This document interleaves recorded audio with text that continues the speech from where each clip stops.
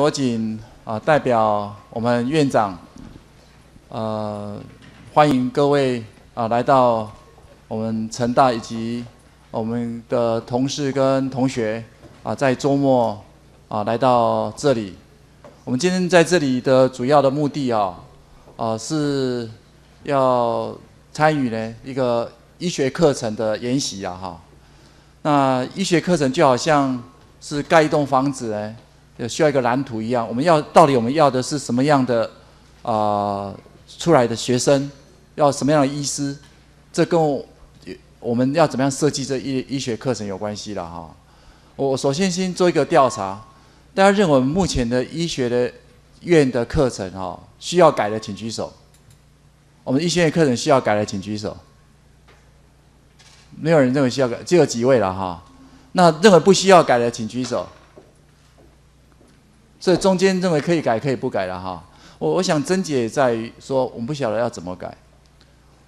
会住在一个房子里面住的人跟做一个这个 architect 是不一样的。所以我们今天正站在我们成大医学院创院20周年的前夕我们的课程呢，经过20年，那到底有哪些问题我们需要重改的？我们事实上是很惶恐的，所以利用这个机会，我们请到 University of Calgary 那 Professor Peter Harasym 呢，他是这方面的专家，来提供我们做参考。今天更难得的是我们的创院院长我们的黄崑巖教授呢，还是我们的了哈。那他很忙，他今天晚上在美国有一个在台北有一个很重要的会议但是他还是特别赶来，他等一下3点就要走了，所以我们现在请他呢，就我们今天在这里的一个研习会以教育部我们医教会的主委跟台湾的 tmace 台湾医学院的评鉴委员会的主委的立场来给我们讲几句话。So, Dr. Harasym, I have to beg your pardon that I may have to use Chinese, since you understand Chinese, so I don't have to worry about that. I have to rush through in 5 minutes what I have in mind, but this will be a very simplified version of the idea. 今天在这里我只有5分钟的时间，这个简直5分钟是不可能的事情了。不过我要这个很快的把这个教育部跟这个 tmace 现在认为台湾的医学院应该怎么改革的一个 principle， we have to lay down the principle of reform。去年这个时候我写了一个15000字的白皮书那么这个幸亏我所预测的东西 SARS 通通实现了 SARS 来的时候，那么这个教育部呢也下令要6年改革的方案已经出来了这个我要警告各位你如果年底提出来的计划，我们2005年做总评鉴的时候是要照这个你的计划来做评鉴的，所以你有没有做到明年开始教育部没有补助款了，只有奖助款，完全看你做得好做不好。第一，我们的这个课程的改革You have to remember that our students who are enrolled in the medical school are high school students. This is a major difference between North America and here. 这个北美的医学系的学生是大学毕业，我们的学生是这个7年制是这个高中毕业。这一点我一直觉得在台湾教书是教一群小孩的感觉。这个事情是一定要记得说，这些人需要有 liberal arts 一般教育，没有一般教育，一般教育变成通识教育，通识教育变成营养学分，绝对不行。要先做人，再做医师，先做一般医师，再做专科医师，这个原则是跑不了的。我告诉你这个耶鲁大学的一个 history 很小的张丰明医师给我的医师。这个一小本的书里面，他写这个 liberal arts and sciences 的定义是什么呢？听好The object is to teach that which is peculiar to anyone is not to teach, peculiar to any one of the professions. 不是 but to lay the foundation which is common to them all. 做人嘛，这个还有什么这个解释呢？对不对？不要教一开始就教这个医学，不要，你先做人 ，become a doctor, become a man before you become a doctor. 好，第二个呢是现在的世界的潮流，各位没有看到世界这个 WHO 的这个外围组织叫做 World Federation for Medical Education， 它的这个主席呢，3月20几号会到这里来参观，啊，所以准备啊，叫做是丹麦人，叫做 Harasym， 我请他过来的。我们呢一定要加强你的 ethical and social education， 你要知道这个社会的动态、社会的问题，这个社会的问题不一定是美国的社会的问题，这个你一定要变成社会人，要成熟，不是小孩子一个 ，OK？ 那么 require for changing 这一些知识呢，是 required for changing doctor and patient relationship。那么 know how to transpose position， 你看病的时候呢，你晓得说你怎么样把你的位置跟病人换。说今天如果你是病人的话，到底你希望你的病人、你的医生会做什么？对你会有什么态度？这个东西是一个很重要的一个教育的这个原则。好，这个基础的老师跟临床的老师 ，both faculties, basic science and clinical science, clinical medicine alike， 他们呢 ，you have to reduce minutia， minutia 就是无关紧要的都不要，都不必教，教的越少，越 condense 越好，而且呢。要教的是 fundamental， 那么 fundamental 就是说基本的道理。那么 paying special attention to relevance， 基础医学的老师一定要晓得他教的东西是跟将来的行医有关。这个东西 relevance 关联性要保持。好，这个整个课程啊，要 basically 变成从 spoon feeding。填鸭式的变成这个 spoon feeding to ignite 这个 creative thinking 才可以。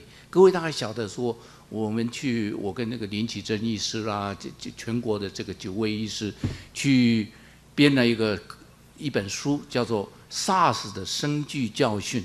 这里面都是 question， 没有 answer， 没有 standard answer， 你去讨论好了，你去讨论。这个应该有这个精神，你们要 creative， 要 thinking 啊。那么这个就是传授知识的课程要减少。各位一定要记得说，你现在知道的传授的知识呢，它的半衰期只有顶多5年，普通平均只有3年，没有用的。你的 fundamental 的事情，你要晓得啊，这个解决艾滋病跟解决 SARS 的人。他在医学系的时候没有听过艾滋病，没有听过 SARS， 但是他们怎么样解决这个问题的？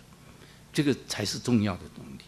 OK， 所以 PBL 或者是lecture 也好，这个是或者是 hybrid 两边的这个 PBL 跟 traditional lecture 的 hybrid 都可以。要记得 transmission of knowledge is not the important part， 但是想东西一定要有一些。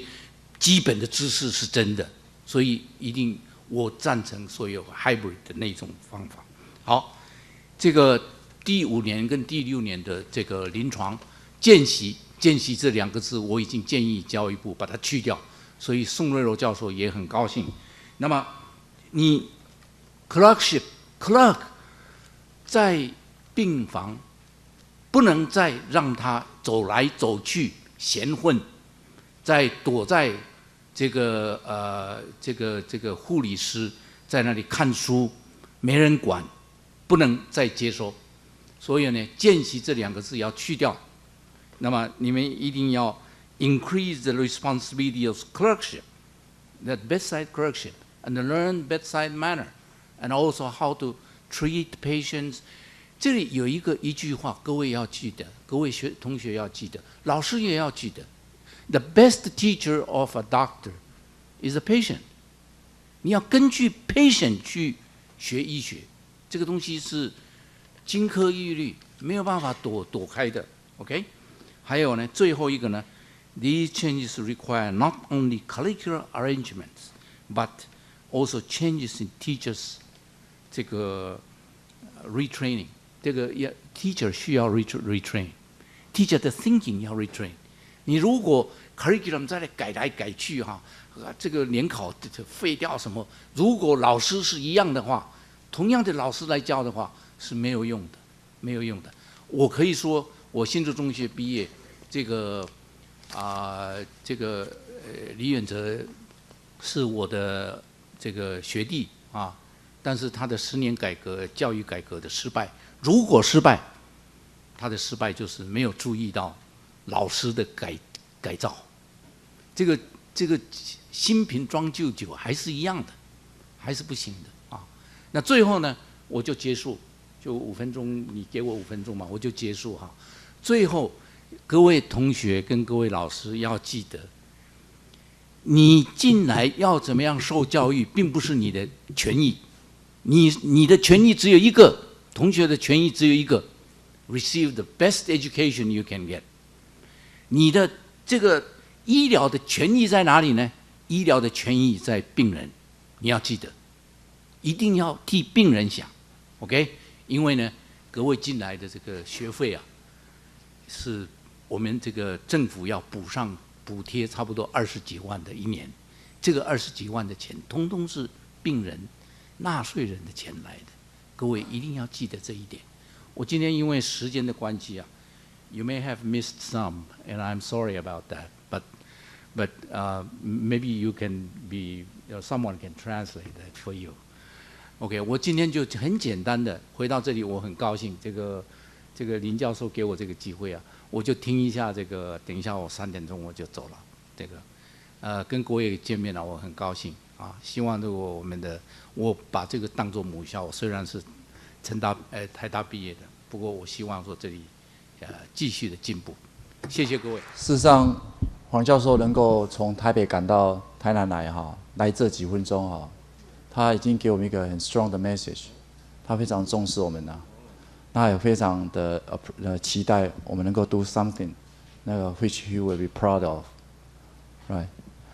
接着呢，我们要请的是Professor Peter Harasym。It's my privilege and honor to be here to introduce him.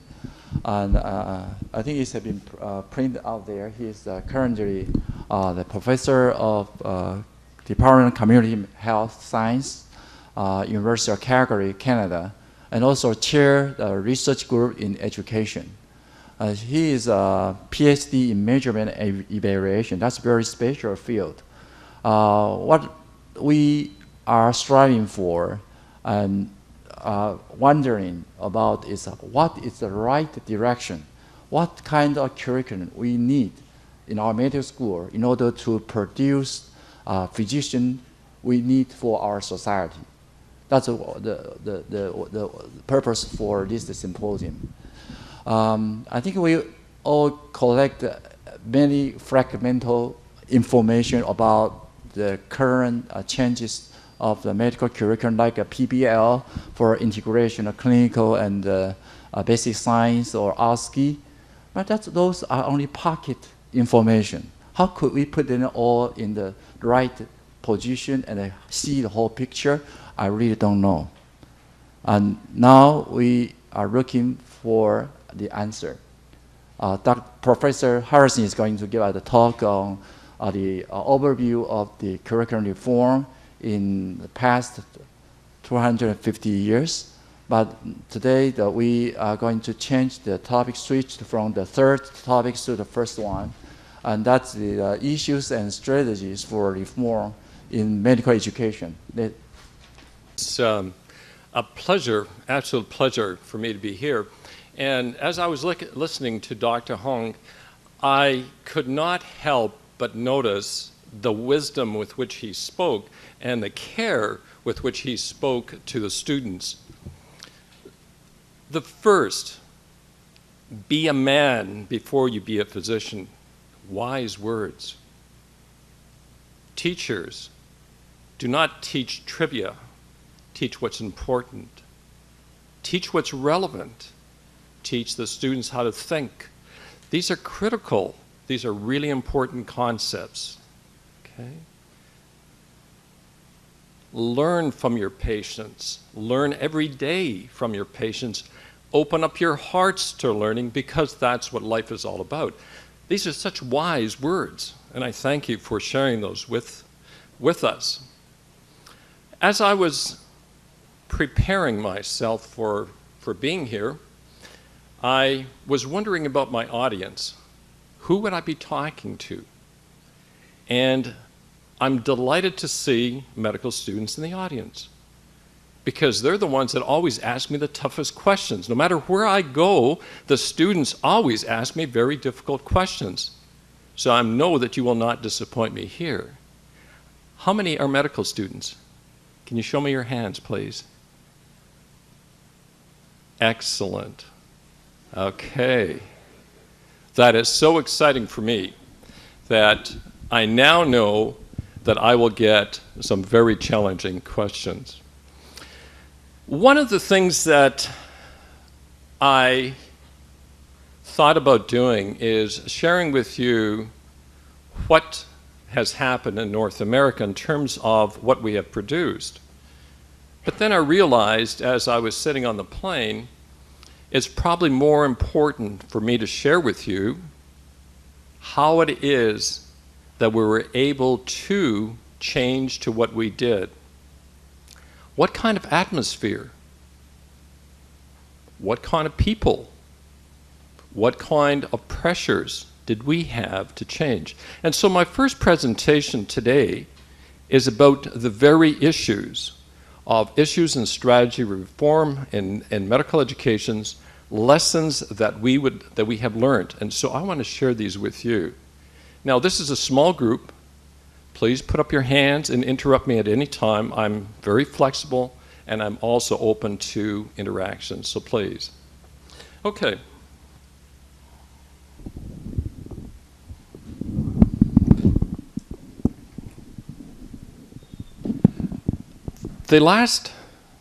Just before I get started, may I have your permission to take your picture? It's okay? All right, thank you.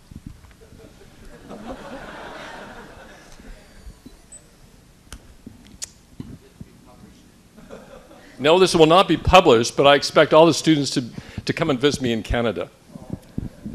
Okay, what I would like to do is distinguish between three types of investigative approaches in science. Hold on. My camera, oh, there we go. And one more. Thank you.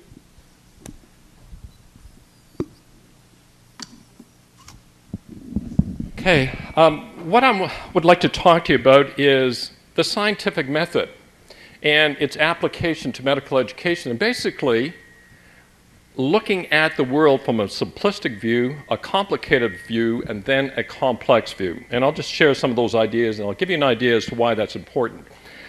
I wish to identify 5 principles underlying successful curriculum reform. 5 principles. And I'd like to describe the 4 stages that we went through and what we learned from our experience, and to try and help you with your mission of reform. Change is difficult. There's resistance to change. And this is reflected by the following slide. How many professors does it take to change a light bulb? And the answer is none. Why change?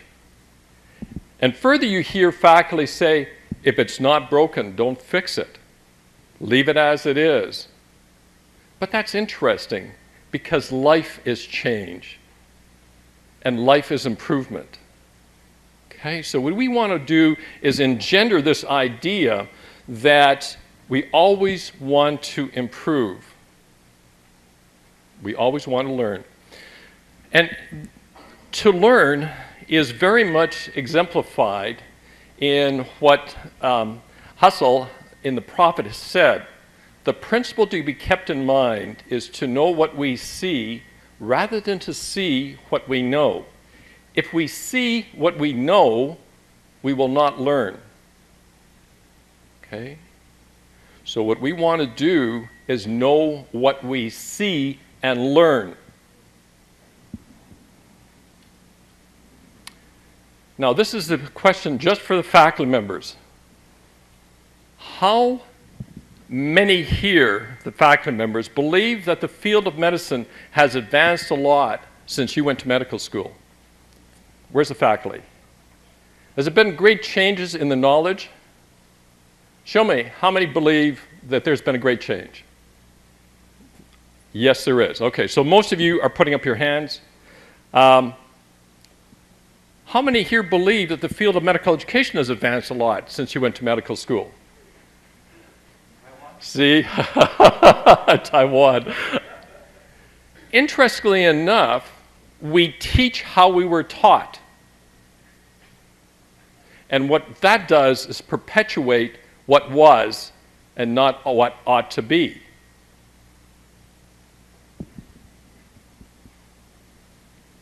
So let me try to give you a new framework, a new way of looking at the world. And I'm going to try and do this by distinguishing between the three types of investigative approaches used in science. First thing I would like to make you aware of, the questions we ask determine the answers we get. And it doesn't matter if it's in science, with our patients, with anything. That's true. The way we see the world determines how we solve problems. And I'll give you examples. Advancements occur because we wish to improve on what we have. So let me start with the first. The questions we ask determine the answers we get. One of the questions that was a pressing question is light a wave? Okay? And the answer that man found is yes, light is a wave made up of 7 colors, each with different wavelengths. Well, somebody else asked, is light a particle? Guess what the answer was? Yes, light is a particle made up of subatomic particles called photons. So that led us to the understanding that light is both a wave and a particle, and that it's deflected by gravity. Why? Because it is a body. Asking questions, the questions we ask, determine the answers that we get. Now, in the scientific era, for 300 years, we have looked at the world from a reductionist perspective. Okay, what does that mean? We spent most of our time identifying the parts. We also wanted to model the universe with mathematics. And this is the era of Descartes, Newton, Copernicus, and the difficulty with that is that the sum of the parts may not equal the whole, and it does not describe how systems work. It's a reductionist approach, and in research, the identifications of the parts usually leads to recipes and cookbooks. Let me show you an example. This is a recipe for frosted banana bars, which is very popular in Canada. Okay? What you have is the parts, the ingredients, you mix them together, and voila, you get something that's hopefully delicious. It's a simple form of problem solving. You have input, a series of steps, and output. And each replications without the need for any particular expertise. You don't need a lot of expertise if you have a recipe. Okay? And it produces standardized products. Best recipes give the good results every time. So you're probably wondering, where am I going with this? Just hold on. I'll show you. Systems approach. You get more complicated questions when you look at systems. What are the parts? What are the functions? Do each part play? And how does the system work? For example, how does the cardiovascular system work? Okay. What regulates it? What are the parts? What are the function? And what regulates it? And there is a diagram below to indicate that several recipes put together can form a system. Now, systems have been used to put man on the moon through the machine coordination and experts working those machines. Very useful, very helpful in today's world. However, we have moved from the scientific era, machine era, information era, and now we're into the complexity era. What is the complexity era? Let me try and give you an understanding of that. It goes beyond the questions of systems. It's the study of organizations, institutions, and organisms that are self-adapting and self-regulating.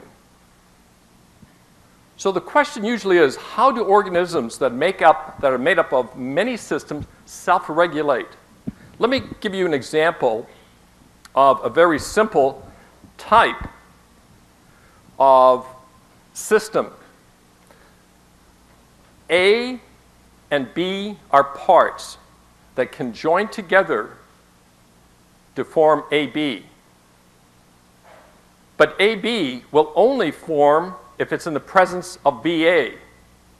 And BA will only form if it's in the presence of AB. It's a self-generating system. One of those steps falls out and the system stops. We have many more self-regulating systems.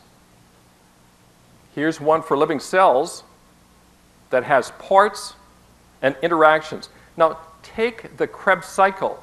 It has 700 parts and 3,000 pathways that is self-regulating. We are now in the era of trying to understand organisms and how they self-regulate. Yes, please. Do you think along the same line that molecular biology is a product of reduction? Well, it depends on the way you're looking at it, because you can be in any field. You can be in medical education. You can be in biochemistry. In any field, it's the way that you look at the world and the questions you're asking and the investigations that you then derive. So I would not say that molecular biology is in a reductionist field, or that it's an era that everybody goes through. We start looking at the world in simple ways, complicated ways, and then complex ways. And most of the investigations today are in the complex world. And even in medical education, we're trying to understand the complexity. And we look at things as a whole, as a self-organizing body. So let me try and explain that, okay? Thank you. Complex question. Raising a child. Do you think a recipe would work in raising a child? No.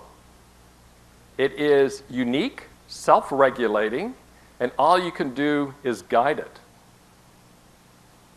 Just as all you can do is guide a patient. Okay? You can guide a medical school, but you cannot walk in, and I cannot walk in and give a recipe on how to change. But I can show you what are the elements for change. And I can also show you why change is important.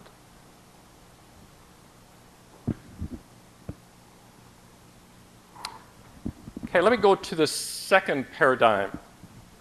The way we see the world determines how we solve problems. In reforming a medical school's curriculum, is it better to see the world as a simple, complicated, or complex world? And here, I would just like to run through some of the ways and contrast using a recipe, sending a rocket to the moon, and raising a child. Let me start with a recipe and whether it is important or not. Okay? In simple questions, a recipe is essential. If you're looking for the slide, you can't find it because it's not there. I just put the slide together this morning. Okay. In sending a rocket to the moon, formula are critical and essential. In raising a child, a formula has limited application or use. What about replication? A recipe that is tested will give you the same results. Sending a rocket to the moon increases assurance that the next one will be okay, but does not guarantee that you will not crash. Raising one child provides experience, but no assurance of success with the next. There's no particular expertise required when using a recipe. There is a lot of expertise that's required when you're dealing with systems. Okay? What about in raising a child? Expertise can contribute, but is neither necessary nor sufficient to assure success. Recipes produce standardized products. Rockets are similar in critical ways. Every child is unique and must be understood as an individual. That's why it is so critical to look at this school as an individual, made up of many parts that intercommunicate and are interconnected. And this includes faculty and students. The best recipes give the best results every time. There's a high degree of certainty of outcome in the complicated way of looking at the world. Uncertainty of outcome always remains. This is a self-adapting system, and this is the complicated world that we have to deal with. There is a wonderful paper by two Canadians, Gluberman and Zimmerman, recently looked at complicated and complex systems. What would successful reform in Medicare look like? And I suspect that the reason they were looking at that is because they knew that the Taiwanese medical system is better than the Canadian. At least I'm sure that that is the case. They looked at it and they did an analysis based upon the complicated and the complex system. And they quoted research or the difference between Brazil and South Africa. Now, Brazil has been far more successful than South Africa in combating AIDS. Did you know that in 1980s, Brazil had the worst infection rate in the world, far surpassing South Africa? Did you also know that today it has one of the lowest? How is it that Brazil was able to overcome a very difficult health problem where South Africa was not? And the answer is in the way they saw the world. South Africa said the cost of drugs is very high and we cannot afford them in an underdeveloped country. Okay? So they're out of the reach.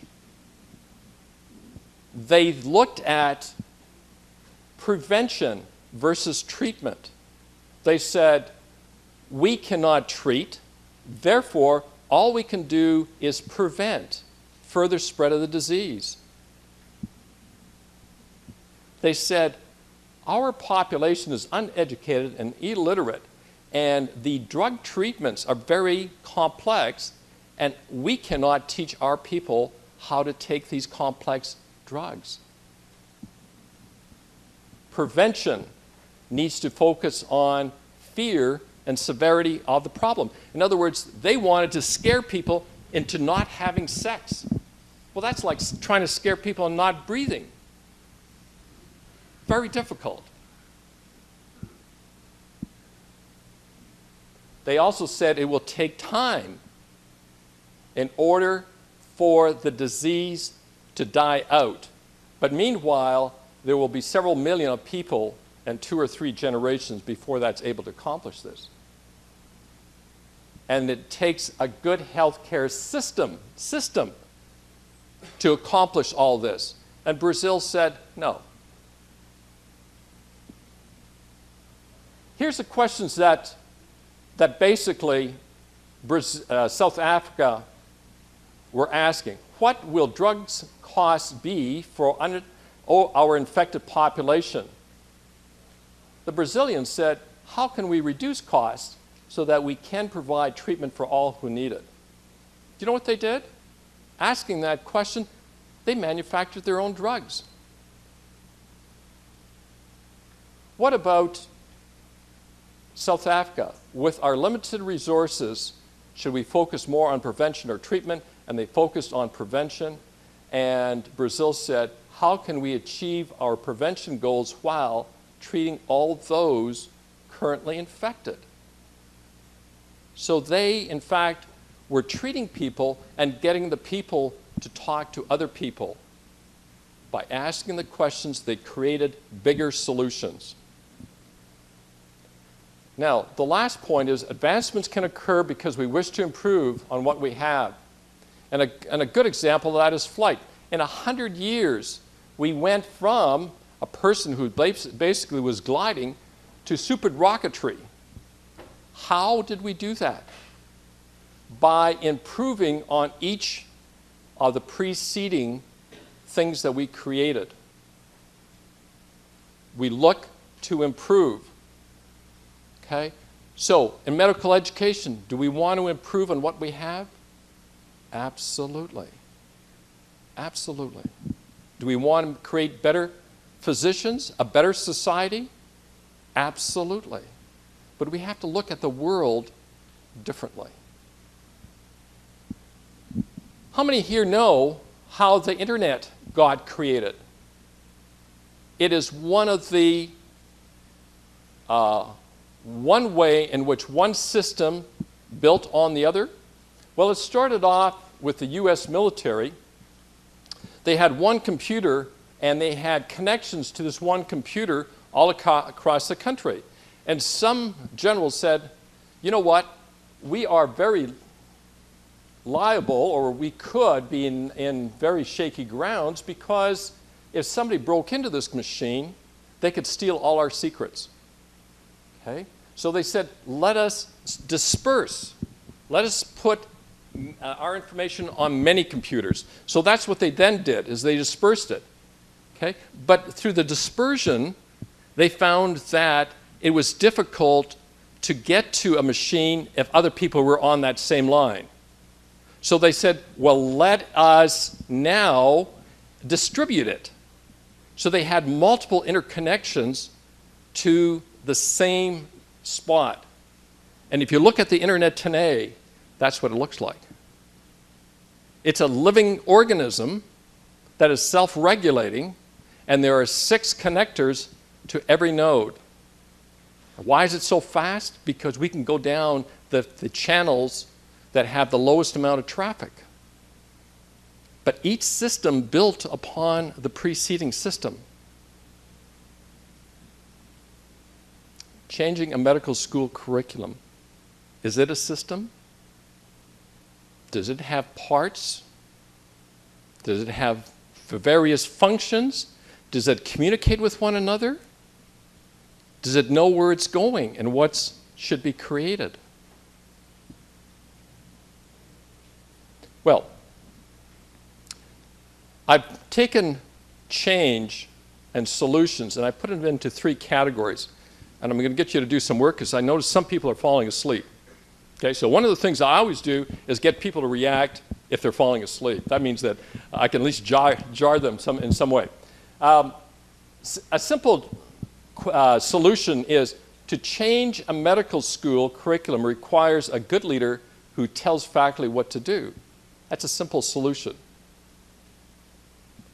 A complicated solution is given our faculty workload and available money, we should hire experts to help us develop an organ-based system, curriculum. Okay? A complex solution is we will find ways to utilize all students and faculty to create the very best integrated medical school curriculum for the people of Southern Taiwan. Which will give you a better result? That or that?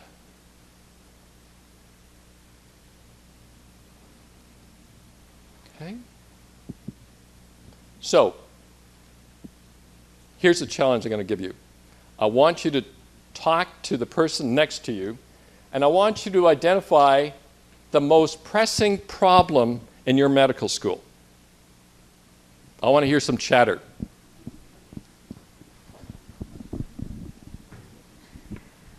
What's the most pressing problem in your medical school?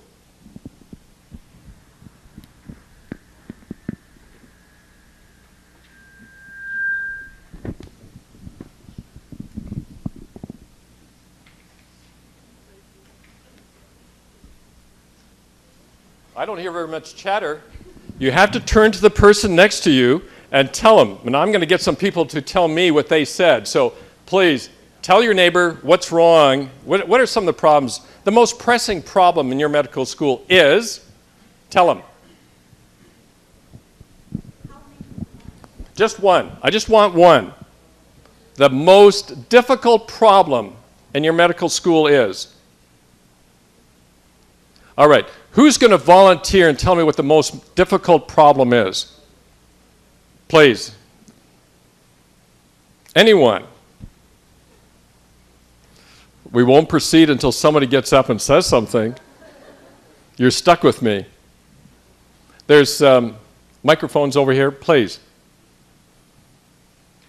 Would you rather I pick someone?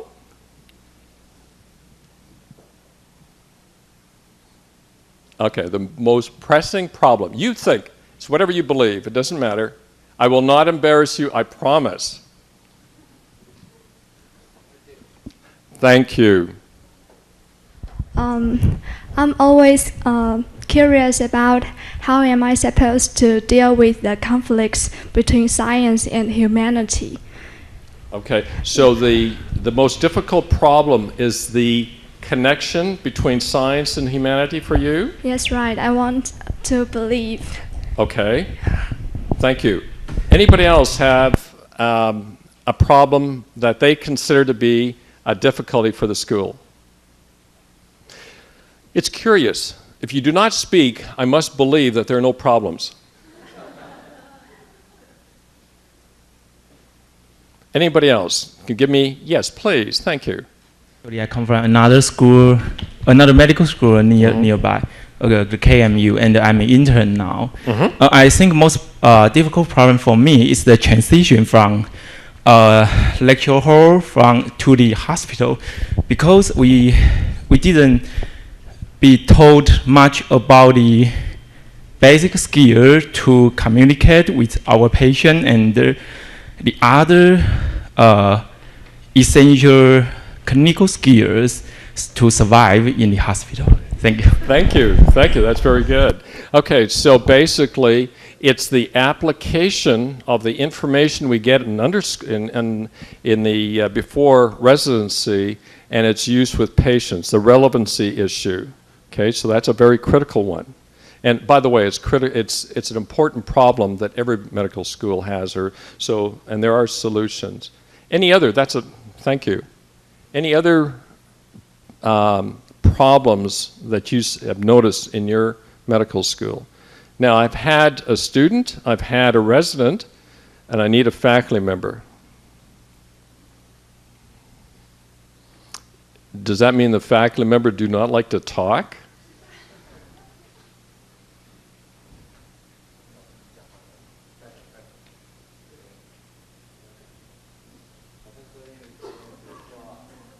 what they see, and they cannot say the student is the most difficult problem.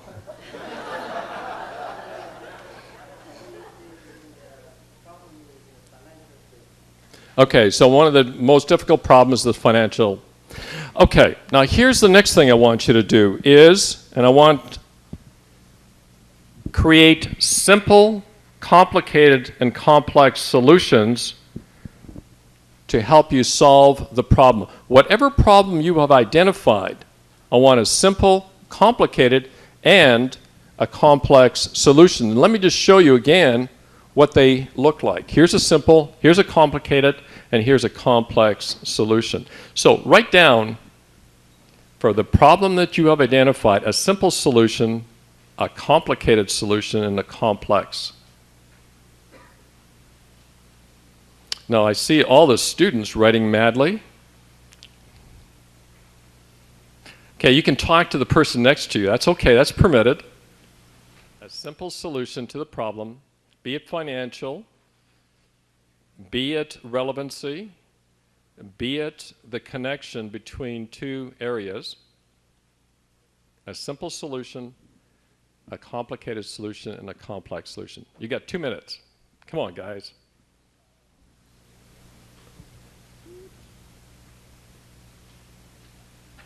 So let's just take the relevancy problem that our resident indicated. What we learn in the classroom is difficult to apply, and we don't have the skills to deal with patients. What's a simple solution to that?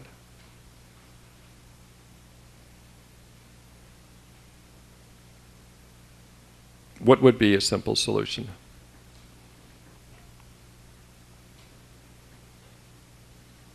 Give the student more patience earlier in the program? Would that be simple?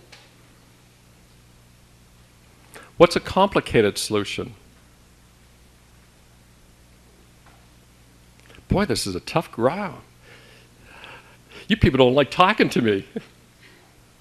Okay, what's a complicated solution to that?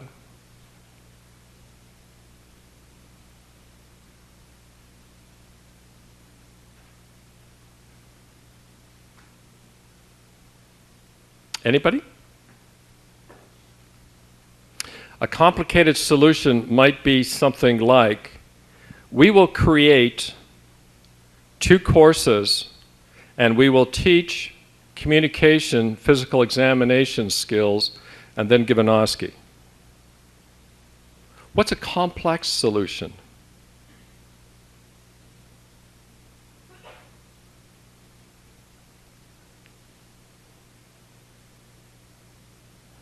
A complex solution would be, we will, together as students and faculty, identify the very best ways to enhance the relevancy of the information that we acquire in order to deal effectively with our patients. See, the way you look at the world determines what you get back. And what I'm inviting you to do is see it as a more complex scenario, and that the more people that you can get involved in solutions, the more likelihood of finding the best solution. It's always, always an effort by everybody that makes the work better and lighter.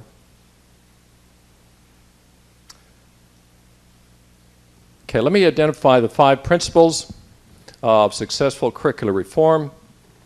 First of which is reform of curriculum in medical schools must be seen as a complex problem. There are no recipes, and complex solutions tend not to work. I cannot tell you how to improve upon your curriculum, but you know what? Every one of you, if gave their information and what they understand of the world, and you talk to each other, you will find a solution. you will be able to create the very best, because that's what we did. No change in medical education can occur unless there is a perceived need and a desire for change. You must understand that the world is constantly evolving. If you're sitting back and doing nothing, you're not contributing. You must understand that there is a need, and you must have a desire for change. Now, curricular reform is everybody's responsibilities. Administration, faculty, but both basic and clinical scientists must talk to each other and look at the student as to how they can best help them be the very best physician. Students must have an input. By the way, in our school, we have students in every one of our committees, and their opinion is highly valued. They're honored for being on our committee, and we appreciate all the views that they give us. Because why? We work together to make a better educational experience for them. The staff must be involved in outside organizations. Now, it doesn't matter where you go, people will separate themselves into thirds. 1/3 will be for change, 1/3 will be neutral, and 1/3 will be against change. That's just a human endeavor. But if you're going into curriculum change, you're trying to convince the third that are neutral to be positive and those that are against to be neutral, so they don't sabotage you. Okay, the beginning of change is through clear communication. Can you imagine how beautiful our body is? Do you know why it's so beautiful? Because it's all interconnected. Our heart talks to our lungs, talks to our kidneys. Can you imagine what kind of body we would have if our heart didn't talk to the kidneys? There was no communication between them. How long would we survive as an organism? We wouldn't. Okay, so all the parts must talk to one another, and medical education change and reform is very important. You must appreciate that. Otherwise, it's not going to happen. Now, here's some of the communication links. In our school, the dean is always at the top. Then we have the associate dean, department heads, and the director, and then the basic science, clinical science, and the students. Now, I've just rearranged those, and I put them together. Now, notice what the dean is the ears on this face. The dean should listen. Okay. Notice associate dean and department heads are the eyes. They observe. Notice that the coordinators and the directors breathe life into the system, and the students and the clinicians and the basic scientists are the ones that should do all the talking. You want to hear what they have to say. You want their opinions, their views,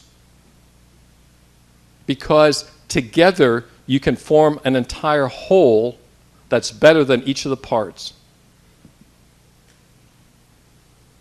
Change can only occur if you give people, the majority of the people, what they now have and improve on what is missing, wrong or inappropriate. So you have to give them more than what they have now. Now here's some of the change strategies that are going on in this school, and I appreciate the amount of work that's going into change. And right now, you're somewhere in between the preparation and the intervention stage, and eventually we'll get into the evaluative component. Here are the stages that we went through. We went through 4 stages. We started in 1988. Now we're identified, our founding fathers said, you are an innovative medical educational school, and that gave us permission to experiment, permission to try new things, to understand that change can only come by trying new things and looking at the results. So we started in 1988. We made the change in 1991. We started the class in 1993, and then now we're into the phase of maintaining the new order and evaluating the outcome. Now, the interesting thing is, even though we started back in 1988, we are still planning for innovation. It's an ongoing process. We are still making changes to our curriculum. We're still trying to improve it, and we're still trying to maintain it, and we're still looking for evidence that what we've done is good.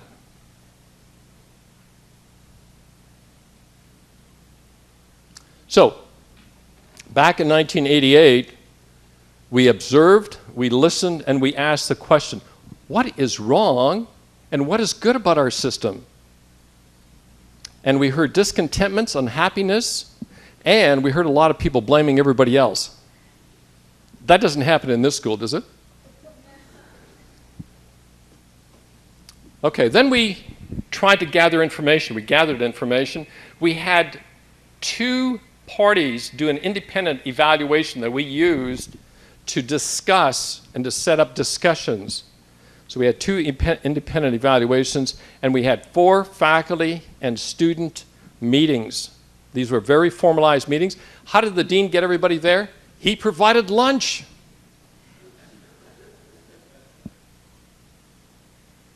And here we listened and documented.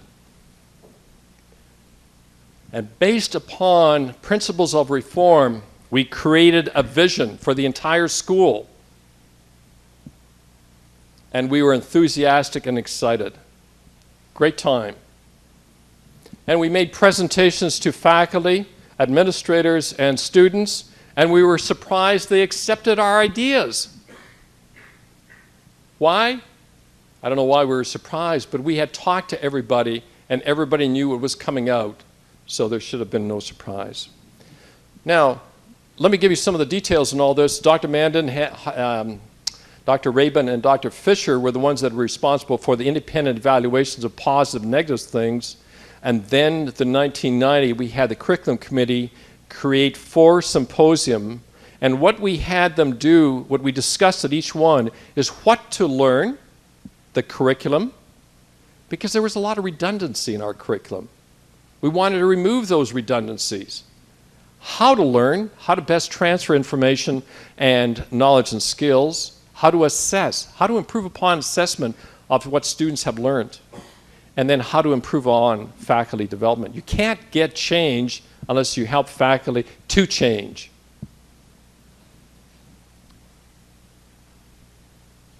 So here's some of the guiding principles that we created.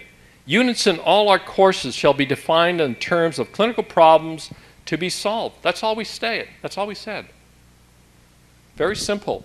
Units in all our courses will be defined in terms of clinical problems. So now we have 125 units. They're how patients present to physicians. So we look at a patient problem, and that's our unit. All units shall list objectives. We detail how and what students must learn. Does it help students to learn if you tell them what they're supposed to learn? Absolutely. If students know what they're supposed to learn, it's a lot easier for them to learn it. Okay. I'm just going to skip over these. I think you've got these in your... Let me go on to the second stage, making the changes. We shared with the masses, and now we started to get skepticism and doubt. We did a lot of faculty development within a period of... We were doing 5, 6 faculty development workshops every month. So it was exhausting. It was tiring. We assigned duties and responsibilities. And people volunteered, which was even better. And we monitored the progress. And as we were monitoring and getting close to the deadline, we were becoming quite concerned that we were not going to make our deadline. We did manage to launch, and we basically encouraged and supported. This was because we were panicking. We reassigned responsibilities because some people did not do what they were supposed to do. And we searched for the guilty and we punished the innocent, unfortunately. And this is from fear that we were not going to be there on time. We launched and we were excited and hopeful. And then, of course, you got to give praise and honor to the non-participants. So everybody got praised and everybody got accolades as to the work that was done. All right.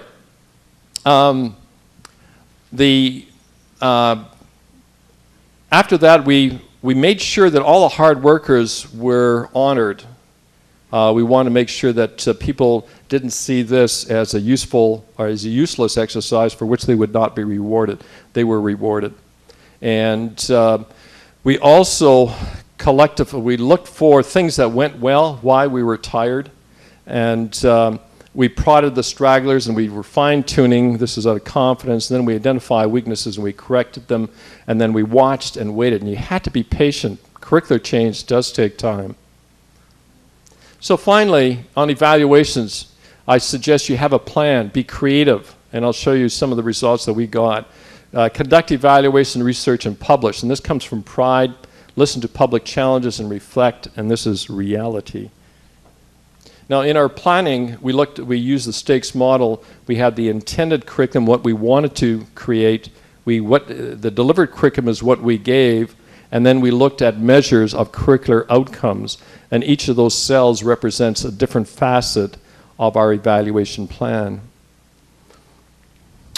The plan was approved by the curriculum committee in '94, and our first class started in 1994. And we had a lot of questions in our evaluation. Do students in the clinical presentation curriculum remember more basic science than students in the body systems curriculum? Were they better at clinical problem solver? Were they better physicians? We didn't ask the important question whether they were a man before they became a physician, but that partly should have been there. So let me summarize. I'm at the end of my presentation. Faculty must be seen as a complex, self-adaptive system. Everybody is involved in curricular change and improvement upon the experience you have. If you're not involved, you have nobody to blame but yourself. Curricular reform can take a long time, in our case, 5 to 6 years. Considerable debate by a large portion of faculty and students about the advantages and disadvantages of the old curriculum. You have to talk to each other. You have to find out what is working, what is not working. Curriculum reform had the full support of the dean. You can't do change unless the dean supports it. And the principles of reform were presented, accepted to the Dean's Council, Executive Faculty Council, and the General Faculty Council. And we have ongoing faculty development. We still do a lot of faculty development. We do ongoing curriculum improvement. Once you create a new curriculum, doesn't mean you can stop. You have to continuously look for ways to further improve it if you want to grow. And we do this through evaluation and publication. And this is Calgary just before I left in autumn. Thank you very much. 有没有人要问Professor Harasym 他刚刚讲的一些相关的问题？那包括我们现在成功大学的医学院到底是属于在哪一个阶段啊？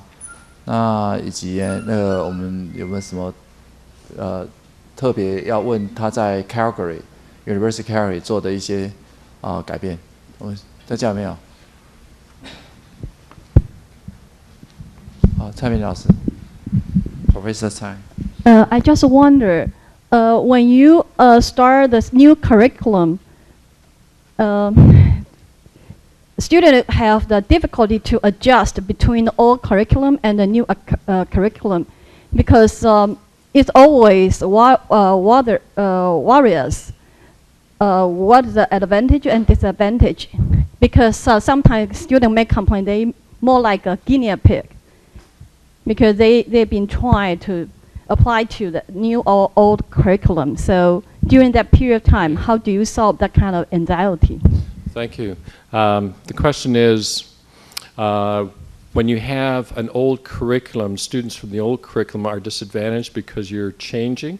How did we handle that in terms of supporting the students and helping them through that period? I don't think we did anything unusual to help the students. One of the things that I love about medical schools, it attracts the very best students, and students are good at adapting or changing or adjusting. Okay, and so while we were going through this transition stage, they understood that what they were helping to create would be better for the students behind them. So they were enthusiastic about the change and helping. And so they participated in creating the change. Were they disadvantaged because of that? I don't know for sure. I don't know. Did we hear anything from the students about complaints? Not particularly. I'll show you a slide that shows student stress, workload, and what they perceived to be the difference between the two curriculum. Stress levels went down because we made the information more relevant and we dropped a lot of trivia. Okay, so, and that's what the old students wanted, and that's what made the new students happy. So I don't think that we did anything special, but the important concept here is that we got students involved and students were committed to help with the change. It's interesting because in our school, we do not have grades. We tell the students whether they are satisfactory or unsatisfactory in their behavior and in their performance. And so the professors said, no. I want to grade my students and identify those that are very best. Do you know who opposed that view? The students. Why? Because they cooperated with each other. They worked together to learn as much as they possibly can. It was not about getting top grades. It was about what Dr. Hong said, and that is to learn as much as you can. You can learn from the fellow student next to you as much as you can sometimes from a professor or a person up here talking to you. So you need to, learning comes from many different places, from patients, from parents, from your students to your colleagues, and etc. Yes, please.